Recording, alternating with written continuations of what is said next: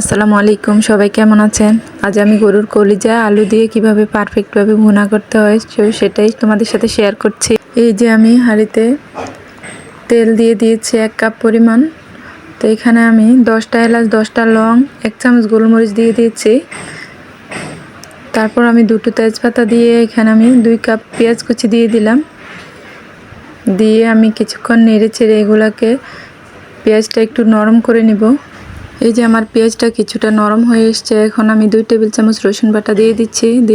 2 table চামচ আদা বাটা দিয়ে দিচ্ছি। আমি 1 টেবিল চামচ হলুদের গুঁড়ো, মরিচের গুঁড়ো দিয়ে দিচ্ছি 1.5 টেবিল চামচ, দিয়ে দিচ্ছি জিরা গুঁড়ো 1.5 টেবিল চামচ, ধনিয়া গুঁড়ো 1.5 টেবিল চামচ দিয়ে আমি এখন কিছুটা এগুলাকে নেড়ে ছেড়ে আমি এই যে এগুলা মশলাগুলোকে মিশিয়ে আমি এখন একটু পানি দিয়ে দিব। আমি 1/2 কাপ গরম পানি দিয়ে দিচ্ছি। পানি দিয়ে আমি এগুলোকে কিছুক্ষণ কষিয়ে নেব ভালোভাবে। আমি নেড়ে ছেড়ে এগুলোকে ঢেকে কিছুক্ষণ পর পর আমি এগুলোকে ভালোভাবে কষিয়ে নিয়ে এখন আমি কলিজাগুলোকে দিয়ে দিচ্ছি। কলিজাগুলো মশলার সাথে ভালোভাবে মিশিয়ে আমি এখন ঢাকনা দিয়ে দিব 10 মিনিটের জন্য। এই তো 10 মিনিট পর আমি আবার আসলাম, লবণ দিতে ভুলে গিয়েছিলাম, তো এখন লবণটা দিয়ে দিলাম। তো এখন আবারও আমি নেড়ে ছেড়ে ভালোভাবে কষিয়ে নেব। কলিজা বেশি সিদ্ধ করলে শক্ত হয়ে যায়। তবে 10 মিনিট পর পর আমি আর এক্সট্রা কোনো পানি দেইনি। ওই কলিজা থেকে যে পানি বেরিয়েছে ওটা দিয়ে আমি রান্না করছি। এটার মধ্যে আমি কলিজাকে সিদ্ধ করে নেব ভালোভাবে। এই যে আমার কষানো হয়ে গেছে, দেখতেই পাচ্ছ আমার তেল বেশি উঠছে।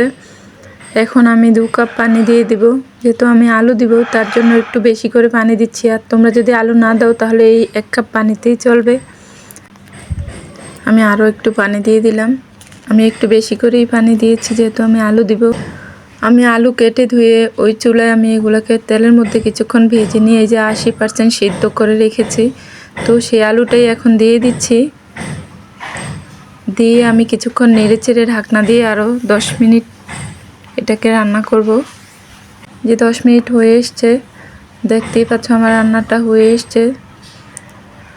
এখন আমি অল্প একটু পানি দিয়ে দিলাম, পানিটা বেশিটা টেনে গিয়েছিল। আলু কিন্তু অনেকটা পানি টানে।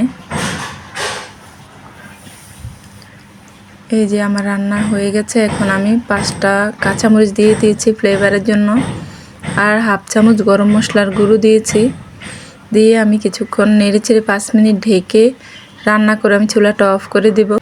এই যে আমার রান্না হয়ে গেছে। তোমরা যারা নতুন আছো আমার এই রেসিপি ফলো করে রান্না করে দেখতে পারো। আমার এই রেসিপিটি যদি ভালো লেগে থাকে তাহলে একটা লাইক দিয়ে দিবা, সাবস্ক্রাইব করে পাশে থাকা বেল আইকনে ক্লিক করে